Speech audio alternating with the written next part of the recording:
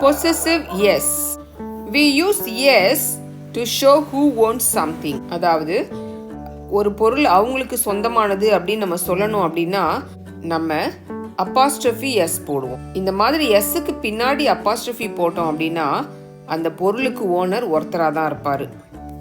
Example பாருங்க, Mary's bag is red. Mary's bag அப்படின்னா மேரியினுடைய பை. My brother's house is in a hillside. My brother's house. இந்த ஹவுஸோடைய ஓனர் என்னுடைய பிரதர். ஓனர் வந்து ஒருத்தர் தான் இருப்பார்.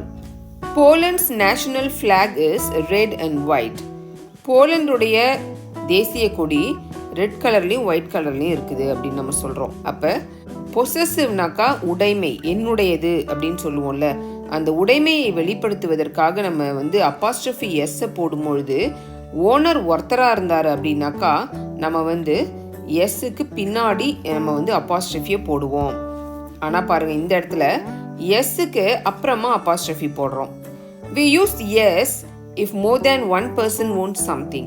இந்த மாதிரி எஸ்ஸுக்கு அடுத்தது நம்ம அப்போஸ்ட்ரோஃபி போட்டோம் அப்படின்னா அந்த பொருளினுடைய ஓனர் வந்து ஒருத்தர் இல்லை, மோர் தேன் ஒன் பர்சன், ஒன்றுக்கு மேற்பட்டவர்கள் அதற்கு ஓனராக இருப்பாங்க.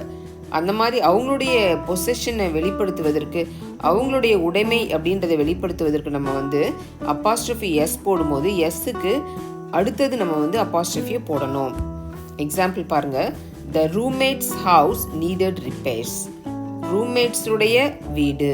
அப்போ இந்த வீட்டுக்கு சொந்தக்காரங்க ஒருத்தர் கிடையாது, மோர் தேன் ஒன் ரூம்மேட்ஸ், நிறைய பேர் இதுக்கு சொந்தக்காரங்க. அதனால தான் நம்ம வந்து இந்த எஸ்ஸுக்கு அடுத்ததாக வந்து நம்ம இந்த அப்போஸ்ட்ரோஃபியை போடுறோம்.